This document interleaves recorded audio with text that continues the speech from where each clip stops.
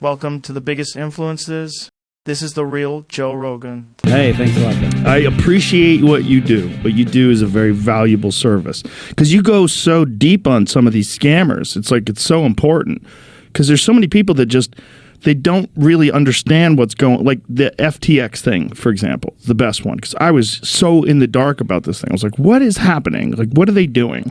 Try to break it down for us. Like, first of all, what is it's a crypto exchange, right? So how does that work?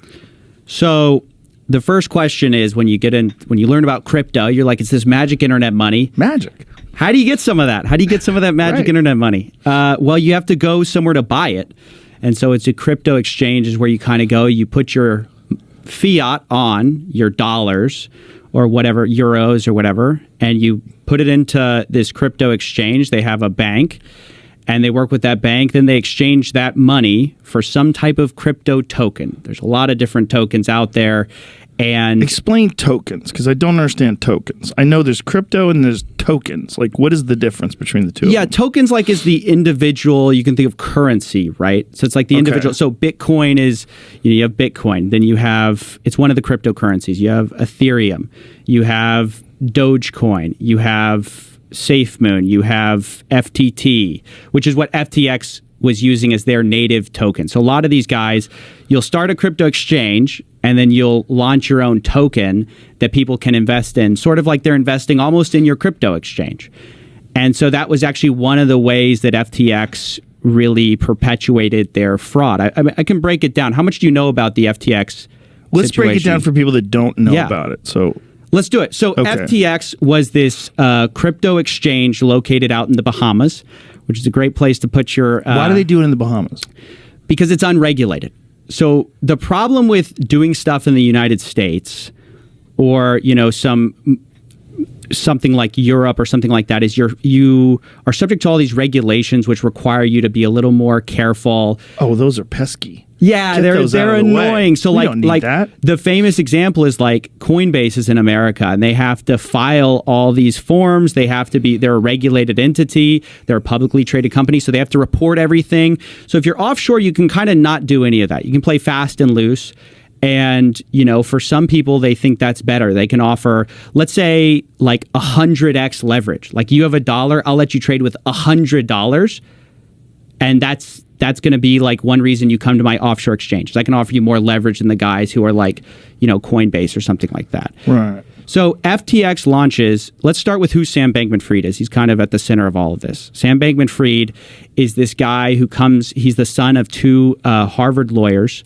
Then he comes up, prep school. He's kind of like built for success, right? He goes to MIT, goes to Jane Street as this quantitative trader. And then he goes into the crypto space and he launches FTX. He's very young, right? How old is he? I think he is young. I'm not, maybe you can look that up, Jamie. 31.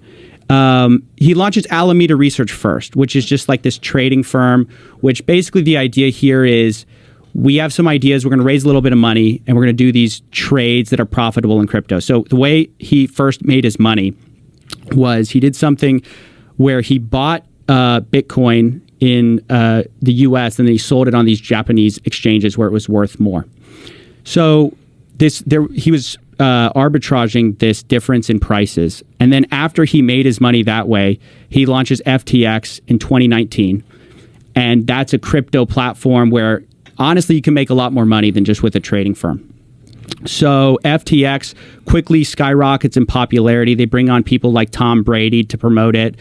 Larry David in the Super Bowl. They kind of get buy-in from all these big sort of names and also reputable people like BlackRock, Sequoia Capital. They all invest in this guy.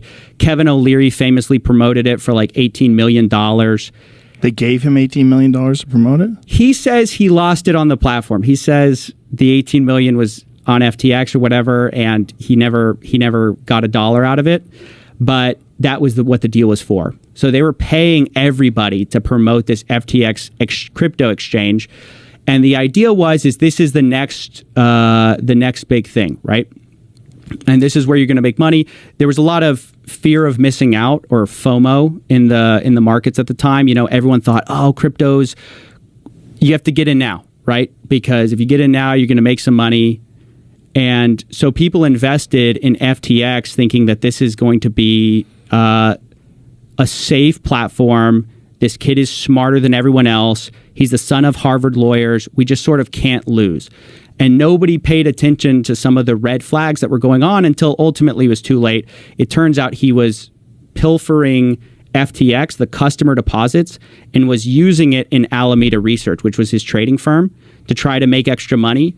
And he lost it. And so this is all because it's unregulated? Like if he was doing this, like Coinbase can't do this.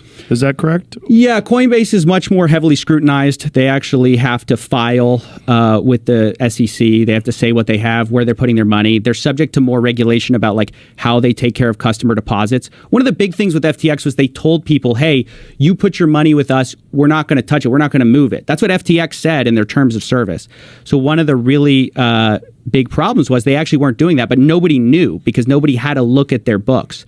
Like it was very opaque. Nobody knew what was going on behind the scenes. So even though they said like, we're not going to touch your money, as soon as you deposited Bitcoin, I mean, I talked to some of the insiders at Alameda. They said they had this backdoor system to where they could see you, Joe, deposit a Bitcoin on FTX. They could grab that Bitcoin and start trading with it immediately.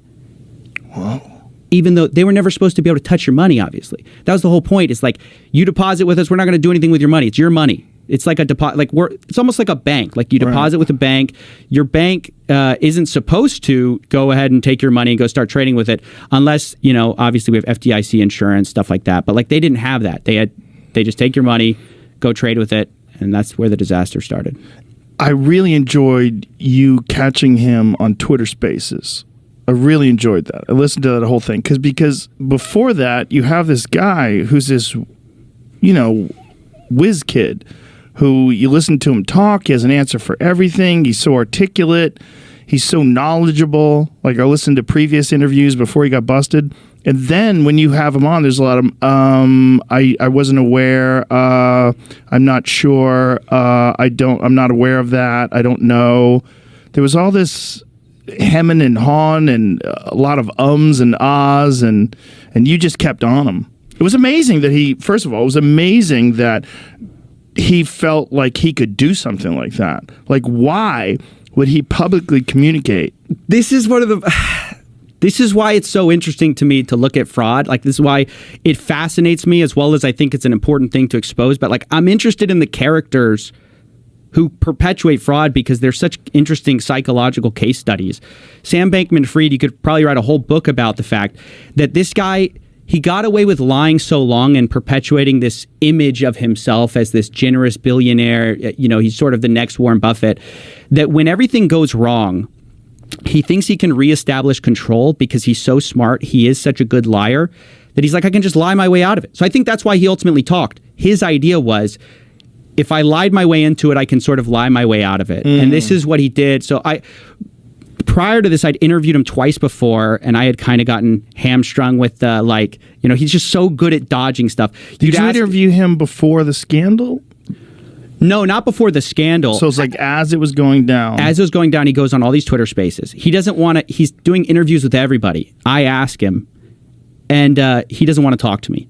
So, but he's going on these Twitter Spaces. So I was tracking when he'd go on a Twitter Space, and I would contact the people ahead of time and said, hey, at the end when you're like ready for this thing to go down, because I know as soon as I get on, it's going to end pretty quickly after. I said, let me ask him some real hard questions. Because all these guys are like, Sam, we appreciate your transparency. All these kind of kissing up a little bit. But I was just like, somebody has to ask him some real questions. So I had 2 prior little Twitter Space interactions with him. And he kept getting away with the fact that he blamed all the wrongdoing of FTX on Alameda Research. And he said, I don't control Alameda Research. Even though he was the owner, he's no longer the CEO as of 2020. He hands it to this, a girl he actually had a relationship with, Caroline Ellison, right? And she supposedly controlled it. He said, she did everything. I don't have access to the book. Like, I basically knew nothing. So anytime you'd call him out on an issue, you'd say, where's the money? He goes, well, I don't know. It's gone. It's Alameda Research. Ask Alameda. So by the 3rd interview, I'd studied him and I said, okay, how do we get down to FTX's responsibility in this whole thing. And I kept coming back to, it was the terms of service that said, you cannot move, like when I deposit with you, you're not going to touch my money. And I said, Sam, if that's true, where's the money of all these people? There's no Ethereum left. There's no Bitcoin left. You don't have the real tokens anymore. You just have your sort of nonsense FTT tokens, the tokens you invented. And he said, well, there were some margin trading accounts. And I'm like, no, but there were people who didn't trade with margin. There were people who just put their money with you. And all they wanted was they wanted to store some Bitcoin with Tom Brady. They wanted to be alongside Tom Brady. So he's like, there was fungibility between wallets. And it's like, well, what's fungibility mean? It means whether you were a guy withdrawing who is this degenerate day trader, or you were a grandma who just put one Bitcoin on there, or, more likely the grandson, he treated all the accounts the same. So when everyone came running for the money, they just withdrew until nothing was left. And ultimately, because they had lost billions of dollars, it left billions of dollars in credit claims, basically. They didn't have the money. And so now it's trying to be sorted out by the guy who literally unraveled Enron. And he says, this lawyer goes, it's worse than Enron. I watched the new CEO, talk about it. Yeah. About him trying that's John Ray. Yeah. Trying to unravel it. And it's amazing. It's amazing that things with this amount of money can get this far sideways before anyone knows what's going on. This is the problem with offshore accounts and stuff. Actually, his whole technique of shifting the blame onto Alameda and I don't control Alameda. I've seen something very similar. I'm investigating this Ponzi scheme that's offshore. And one of the first things the guy does is he controls it, but he renounces ownership. He goes, I'm passing it off to some sham director. And he goes, I don't have anything to do. I don't know. Where's the money? I don't know. But he controls everything. And so it's this is the tactic of these offshore companies is you put the right people in charge who are going to take the fall, you resign, and then you blame it on them later when everything goes wrong. His problem, though, is Caroline Ellison flipped on him. So she definitely flipped on him. She was smart. Yeah. She cooperated. That her and I believe Gary Wang were big executives. They're cooperating. They pled guilty. They're cooperating with the feds. I mean, they did the smart thing, which is something like this happens, you shut up. You don't say anything. Right. And then you point at your boss. I mean, that's basically what they did. Oof. Which they for sure did stuff wrong too. You do not get to that level and not know that things were wrong.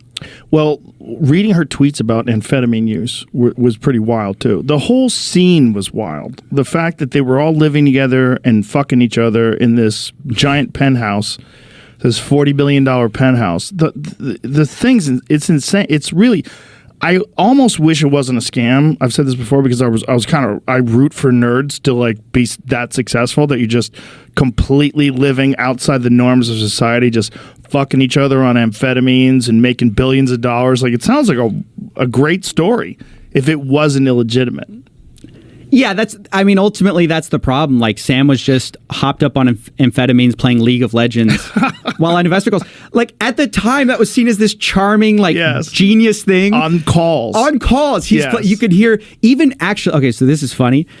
They found his League of Legends account, and during some of the calls after it was a fraud, you could hear him clicking in the background. Click, click, click, click, click, click. He's playing League. They tracked his account. He's playing League while on calls about the failure of FTX. Wow. Just imagine the arrogance.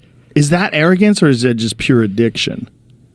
I think, those multiplayer games, those, online role-playing games, that's what that is, right? It's I think is it a MOBA? I used to play a variant of League, so I know it's fun, but it's not fun to the point. Look, this guy's whole thing was I'm this effective altruist. I'm this guy who's going to maximize good in the world, and that was his reason for working all the time. I mean, that's the justification to be hopped up on amphetamines is maximize productivity, maximize human happiness. You can't do that and then say, oops, I played a little too much of my video games and lost billions of dollars. This doesn't fly. Subscribe to Biggest Influences today.